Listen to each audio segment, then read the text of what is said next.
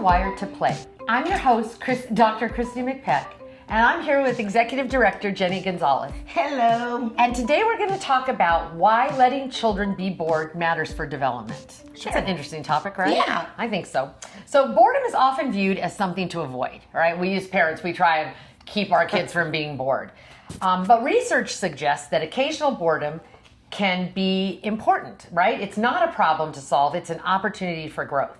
When children have time to wonder, imagine, create, and explore on their own, they develop creativity, resilience, independence, and critical thinking skills that support lifelong learning and well-being, and that help support child's healthy development. Okay. So first off, let's talk a little bit about why do we think that parents overschedule things? I think we, as a parent, we overschedule because we want our child to have like every opportunity, to be able to experience everything in like a short period of time. Right. And not miss something. Summer, right? We've gone into the summer, kids are off, and we think as parents we have to get them all in activities so that they're busy all day long and they're not just wasting their summer. Correct. And I remember when I was a younger mom, I felt even pressure from my friends, right, to make sure that I got them into this camp and that camp. And I remember putting them in Lego. My kids didn't even play soccer, and I was wondering, should I put them into soccer camp? Because my friends were putting them in soccer camp. I also think parents sometimes put their kids in stuff because they think their kids might get in trouble. Yes. Right? If they aren't busy all day long or whatever. Yeah, I agree. And also, you also get the children are like, well, my friend is signed up for this and my friend is doing this. Yes. And then you're also feeling that pressure from your child that now you're not fulfilling what they want to do. That's true. That happens. I also think that we want to make sure that our kids aren't going to just sit in front of a television all summer. Correct. So we want to make sure we've got them in things so that that's not their inclination is to sit in front of a television my generation of kids, but now even or a tablet or whatever the technology things that they play with. Yes. And I also think that we have that at schools. So we run a school program, and we call it an after-school program, but in the summer, we have our after-school kids there all day long. And we're the same way. We want to kind of fill their days because we sometimes feel like if we just let them to their own, they're going to get into They're going to fill their own time. Exactly. And maybe not with something we particularly like. Yes. But there's something to be said for letting kids be bored. So what is in your vision, what is the idea of being bored? Because when my kids would laugh if I said like you should be bored, because when my kids used to say they were bored, I used to say, well, if you're bored, I'm going to find you something to do. It was usually work. So being bored, what does that mean to you? It would be like I don't have something to do. I don't have entertainment.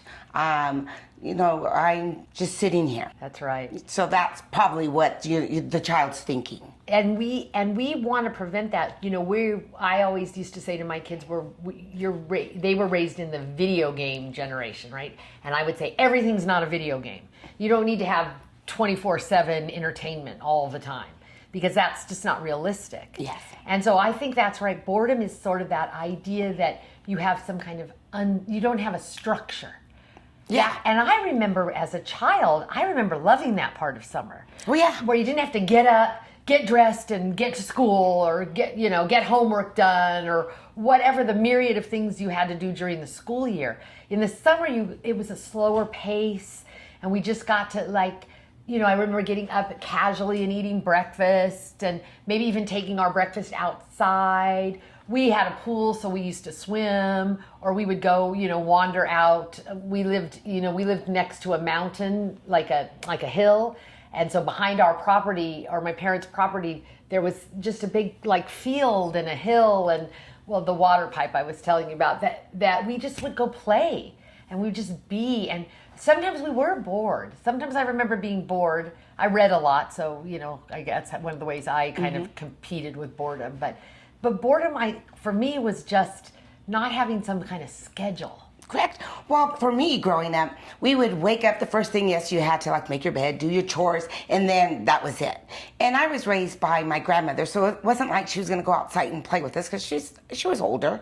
But it would be like, do this, and then the time is yours. Yes. and just go out, and then being able just to go outside and play with our dog, and pick leaves, and play with my siblings, and tag trees. and just being outside. And back then, like, I think the weather was even different. You could be outside and you weren't really hot. And now it's like you go outside and you're like, oh no, it's just too hot. Right. So I'm thinking, for I think us, that's because we didn't have air. Yeah. Did you have air when you were growing up? we had like one, and it was like in one room, and not all of us could be Like in one a swamp room. cooler. Yeah. That's what we had. We had a swamp cooler in one part of our house that made that room a little bit more comfortable, but our house was hot, so being outside didn't feel that different. Yeah, and all your neighbors had the same kind of housing, so it wasn't like everybody would go to so-and-so's house because they had the air. It's like, no, everybody's coming outside and sitting under the tree. Outside. Yeah. That's right, exactly. That's exactly what we did. One of the things that we know developmentally is that being bored, letting kids be bored. And so I think when you and I are right for this purpose, when we're talking about bored, we're talking about not scheduling the child's whole day. Correct. Right? Not making the day completely filled from morning to night with activity. Correct. So that we give them some chance to be bored, to allow themselves to feel like, what am I going to do next? Mm-hmm. Yeah. So one of the things developmentally that we know that boredom contributes to is their idea of being creative. So what do you think why would that help them be creative, being bored? Or looking around the house and being able, like, what can I do? Like, what can I use? Or, what kind of, can I get into trouble if I do this? Or how much of a mess will I really get into if I do this? And so it makes them, like, think. Right. If because they don't have an end time for something, it's going to let them sit back and think about, what can I do? It allows them to use their imaginations. Yes. Well, I remember with my brother, us making up things. Like, I was really into Little House on the Prairie. So I loved the idea of being a teacher. No big surprise that I ended up being a teacher. I loved that. And so we would set up a school, and we would set it up like Little House on the Prairie style. So, he would come in and we would, do different school activities. And that was something that was imaginative. We just used our imagination. We didn't have a lot of stuff we didn't have like chalkboards and all that. We just made stuff up. So that kind of play when you're bored leads to creativity because it lets you use your imagination. Correct. It lets you, like you said, think of ideas of what can I even do? What's around that I can use to be something that's interesting? Yeah. What about another thing that it does developmentally is it helps children solve problem-solving skills. It helps them create problem-solving skills because being bored is kind of a problem. Yes. When you're bored, I mean, that's what when I used to say to the kids, if you're bored, I'll find something for you to do and it'll be work. That I was encouraging them to solve their problems. Yeah, but it would have been easier as the adult to give the child, here, go do this. And then when that's over, okay, I'm done. And then, here, go do this. Instead, it's like, okay, how can you fix this? You have, this time, what can you do? How can you work with your sibling? Or how many neighbors can you go and see if you can, bring them to the house and have them think about, well, how can I get that done?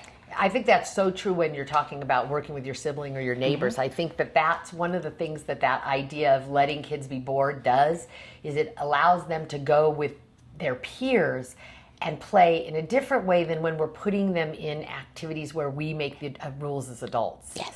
Because when we put them in soccer camp or, my grandkids are in vacation Bible school this week, when we do those things, we have a certain expectation about how they'll act at those things and how it's a they'll controlled interact. situation. Very controlled. Where if we just let you go out and let you cavort and you design what you're going to do, you interact with your peers differently. Mm-hmm. And one person, takes charge. So, some people are the followers. Sometimes the followers balk at being the followers. No, I want to be the one in charge.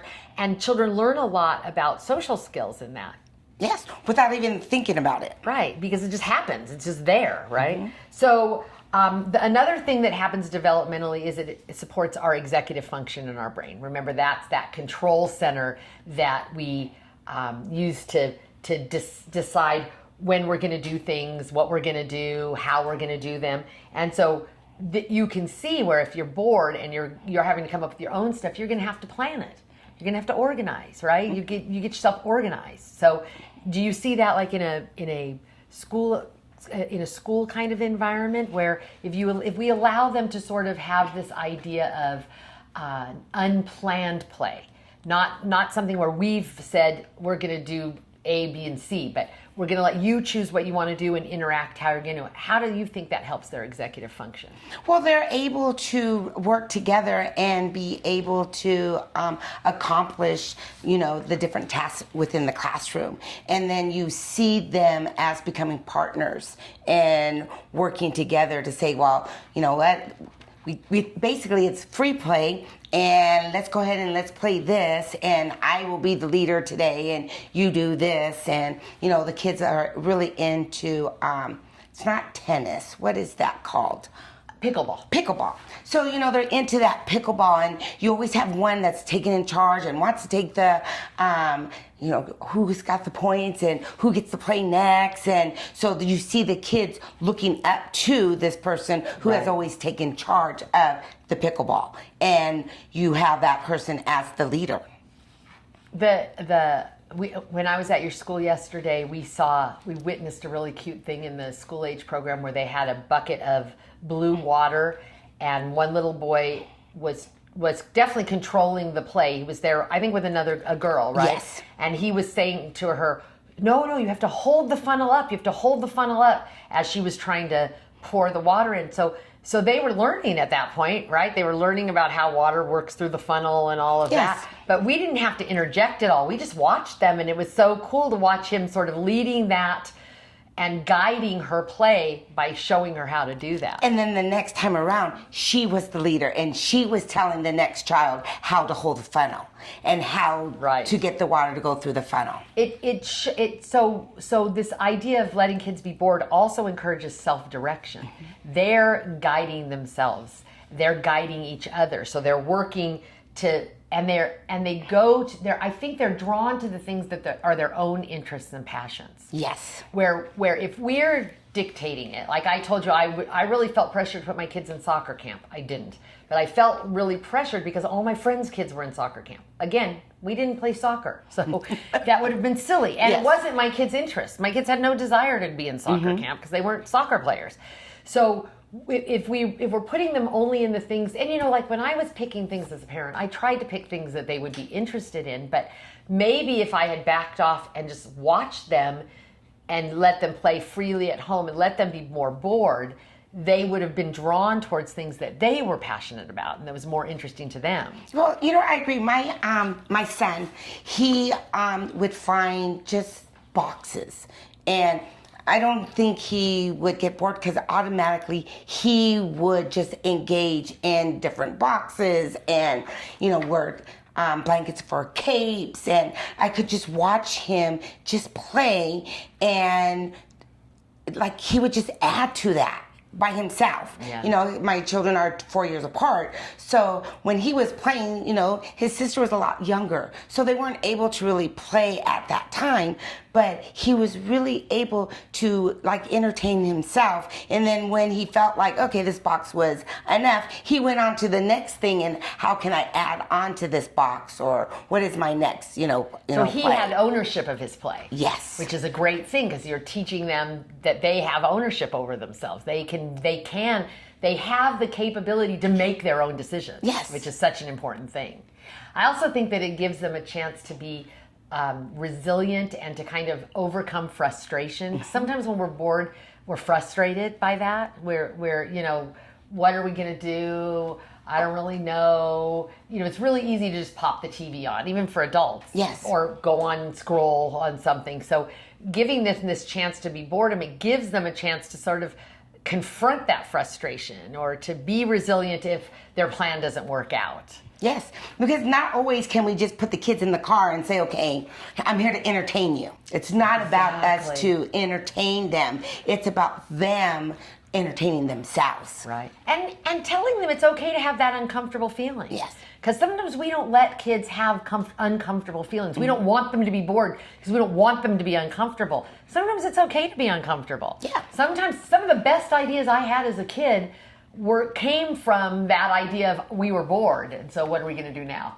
Yes. What's next, right? And so that helps us understand that it's okay to feel uncomfortable because that can spark the next thing for us. Yes. And I think that's super important.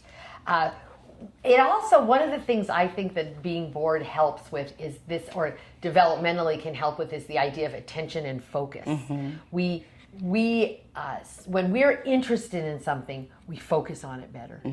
So like what you were describing with your son, he was interested in the boxes and the cape and doing that. And I'm sure when he was doing it, he was very focused because it was interesting to him. He was creating and imagining it in his mind. And so he was able to focus for a longer period of time than maybe if you had given him something to do and he wouldn't have been as engaged in it. Yeah, he was able to become that character and be able to become that and not be afraid. He was able to take chances, because he was being taken to the next, limit. I have this closet downstairs where my grandkids, they can just go into it. It's got all kinds of games and such. But sometimes when they're bored and they don't have anything to do and we haven't done the next whatever we're going to do, whatever they're here for, we have a giant set of dominoes. And they have played with those dominoes so many times, and they never play dominoes. They never play the game dominoes. They build with them, or they make those things where then you hit it and it goes apart. Yes. So the idea of being bored for them helps them get through. It's made them make really creative domino things because they've been bored and they need something to do, and so then they all focus on building this thing. They work together. It's just such a great thing that they came up with. Yes. So let's take a little bit of a break, okay. And then we'll come back and talk a few more developmental things, and then we'll give parents some real ideas for parents and teachers, some ideas for the summer. Sounds great. Great. Enjoying today's episode? Like and rate our episode to support us here at Wired to Play.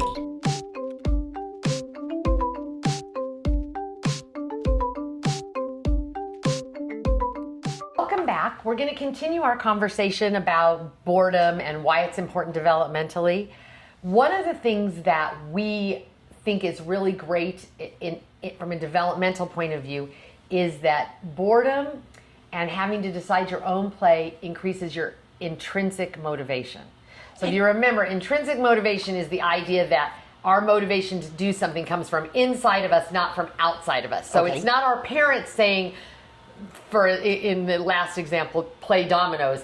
It's us being intrinsically motivated from inside to find something to do and then to create. So intrinsic motivation is something we really want to encourage because it helps children as they go out into the world when we're not standing there, when there's not somebody extrinsically standing there saying, do this, do that, do this. Yes. And we see that, I think we can see that sometimes with our employees or with people that we know that are in maybe the 20 through 25, 30 range, is that sometimes they don't know what to do. Yes. Do you see that? Yeah, they lack initiative. They don't want to take the chance.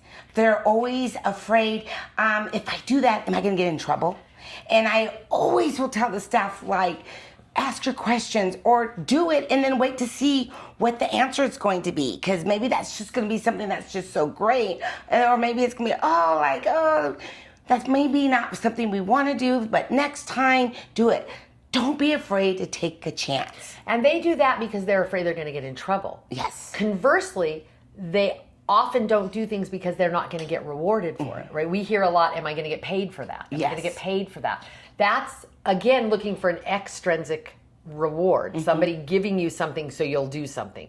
So both ways, the idea that they're going to get in trouble, punished, or the idea that they're not going to get a reward and be reinforced, both takes away their intrinsic motivation, where they should just do it because it's the right thing to do, or or they want to try it. They're going to take a chance. That's one of the things that when we're talking about this idea of letting kids be bored and finding their own things to do, and this idea of intrinsic motivation, they will carry that with them later in their lives. And they'll be able to say, oh, I'm going to try this, even though it might be a little bit risky. I'm going to try it, and then I'll see how it goes.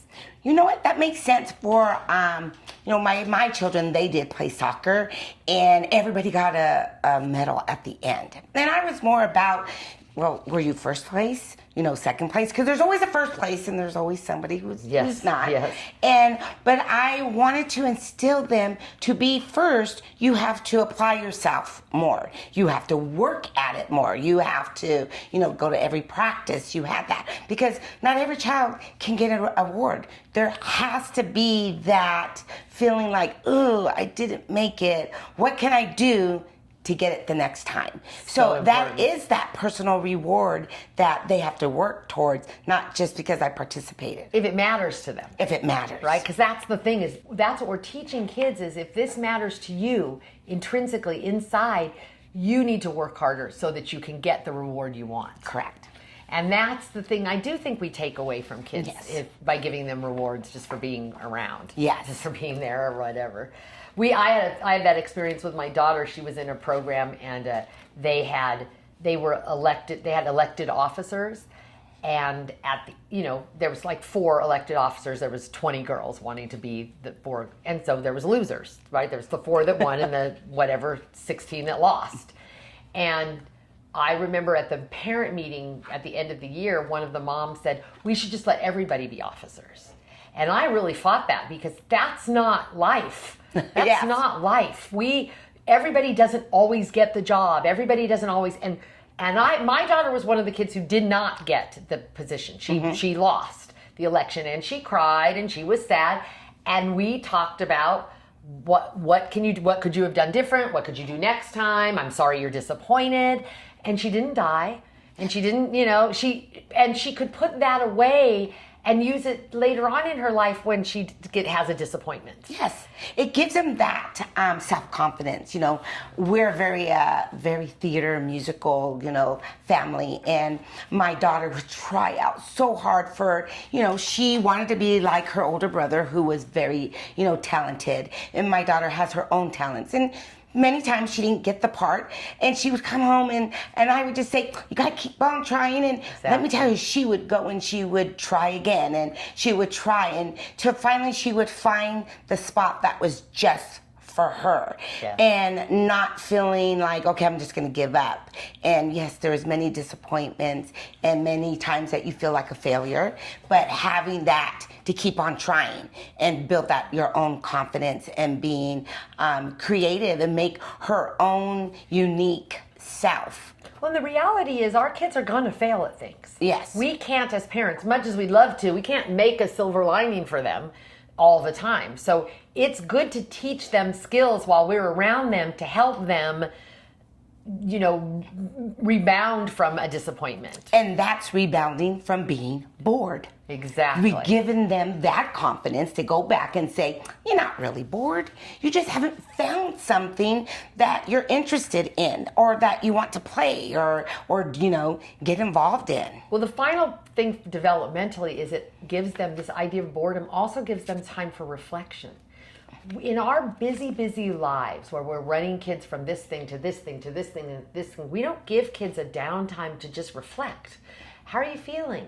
What's that? You maybe have a little twitter in your tummy. What's that about? Why are you feeling like you have a little butterfly in your tummy? Or, we need to give kids the opportunity to sort of self-reflect. Think about how is it you're feeling? Did you enjoy that? We take them boom, boom, boom, event after event after event, And do we ever give them time to think, well, did you really enjoy that event? Yes. Is that something you like? Do you like going to camp? Do you like, did you like the movie we went to see? No, we just boom on to the next event. So this idea of being bored and coming down also gives them this time to, I can remember as a kid laying on my bed and looking up and just thinking, right? I wasn't really doing anything. I don't know. Nobody told me to do it. It was quiet and it was hot and I was just tired after whatever I'd been playing, and I would just think. And I don't even remember what I thought about, but it was. I think that was a good thing for me because it made me a self-reflective person. Yes.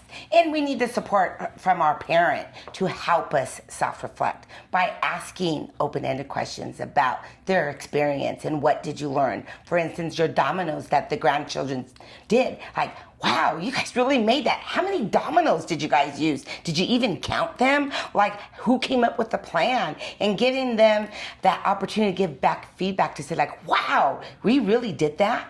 Exactly. That's great. So let's talk about some ideas for teachers and children, teachers and parents to help children with this kind of unstructured time. And one of the things I want to point out is unstructured time doesn't mean kids aren't doing anything. It doesn't mean just laying on your bed all day long, right? It doesn't mean that we're not encouraging kids to do stuff. It just means that we're not structuring every minute of their day with adult planned activities. So the first thing for teachers, you have there on your card. Open-ended choice time. So tell us about that. Open-ended choice time is like having the opportunities of maybe the different areas that are in your classroom that are just open, and just letting them freely use the materials how they want, as long as it's safe, as long as they are allowing the opportunity for other children to participate. Go at it. It's your choice. And that's super important because one of the things is I think people hear unstructured time and they hear chaos. And we're not suggesting chaos. We're saying, you just said that as long as you're following the rules, right? Mm-hmm. So I was telling you a story about watching those kids with the blocks yesterday at your school, and they had this huge block thing that they built, and they had, this little elephant and a helicopter, and they were playing with it. And I asked them a few questions. They played with that unstructured. That was an open-ended choice that they got to just play what they wanted to play. And we asked them questions, and we maybe guide them. And if we were during a time when we were assessing them for academics or development, we might be asking them some pointed questions. But the point is we're letting them play. Yes. We're letting them decide. And there's really some great centers. Blocks are a great one. What are some other great centers that we could use for this open-ended? An open-ended science That water center. activity, we didn't give any instructions. We just put the water with the different tools that they can use. They even had some goggles. And they were allowed to do what they needed with the water. And be able to, if they spilled, they got paper towels. Art supplies. That's another great one, where you just put whatever art supplies out and let them create. Not, we're going to build a frog, we're going to build a dog, we're going to build a whatever. Just, these are art materials, and you just do what you want to do. Dramatic play, with just dramatic play props, where they make up whatever story they want, like me making up Little House on the Prairie school things. Yes. So those kind of things. Another really important thing for teachers is outdoor time. Outdoor exploration. We don't give kids enough outdoor time. In a school, we give them, we put them out on our playground, and there's swings and a building, a climbing structure. That's not really what I'm talking about. I'm talking more about maybe taking them out to the grass and letting them just play with minimal directions. And you will see them digging for the roly-polies and some worms, and so they're being curious about what's happening. We went out to our grass area, and there's a big old anthill, and I'm intrigued now because everybody's looking at this anthill and how the ants are carrying these big little twigs, and so they were there for a while just talking and looking, and so I'm all what happens if you took the stick and moved the little road that the ants are block it. Yeah. What happens to it? And then so we did that, and that was play. And it was no, don't go. We weren't saying don't go near them. You're gonna get bit. It was okay, let's be safe, but let's see what happens with that. Totally cool. And then you could extend that as a teacher by maybe reading some stories about books, or putting in the science center, putting out some books about ants and seeing if they want to pursue that any further. Mm-hmm. Another great thing is maker spaces, right? Where we put a bunch of just recycled stuff and say, go for it. Yes. Figure out what you want to build, what you want to make. And I saw something at your school yesterday where they had built, it looked like that was they had built, just taken, I don't know, there was toilet paper rolls and there was a box, and I don't know if it was a group activity or a single activity, but they had built this tall robot. whatever it was. Yeah, and it was, you could tell that there was thought put into it. I didn't see them making it. I just saw the finished product, but it's super cool. It was a super cool thing that I'm sure they had discussion and created it. Yes, and even some of the children were making instruments with some of that recyclable materials, and just being creative and not being held back. Another thing is to give kids a quiet place, right? A quiet place where they can reflect and think and do some of those kinds of things. Yes. And that's a really important thing. And then one of the things that I liked that I saw when I was researching this was Free Choice Fridays, where they get to decide what they want to play. They get to decide what comes out that day. I think that's a good thing. I just want to talk for a minute. We have a few minutes left about parents. Some ideas for parents. The first thing I would say for parents is schedule less. Let your kids be bored. Yes. Give them time to cavort and play and not have everything so structured in their days. I like the idea of create a boredom basket. Oh, I like that. So maybe you put some different things that they don't get to play with all the time. So you put them in there, and then when they're bored, you say, well, why don't you go see what's in the boredom basket and see if there's something in there that suits you. Oh, That's pretty kind of good. a good idea. I do like that. It says encourage outdoor free play. That's super good. We know how important that is. Yes. We've talked about that. And I think one of the great things is delaying solving their problem. Because I think as parents, we want to give them things to keep them from being bored. Yes. It's okay to be bored. Like, you figure it out. Yes. We're not going to just send you right into an activity. And then I think the other thing is to limit their screen availability. Yes. In this summer, maybe, balance it. I'm not saying take screens completely away from kids and go back to being cavemen. I'm saying balance it. Don't let them be on the screen all the time. Maybe you do it by minutes of age, or something like that. So they don't expect to be on screens all the time, and they know there's a limit to the screen. And that's all screens: video games, watching movies, playing on a phone or whatever.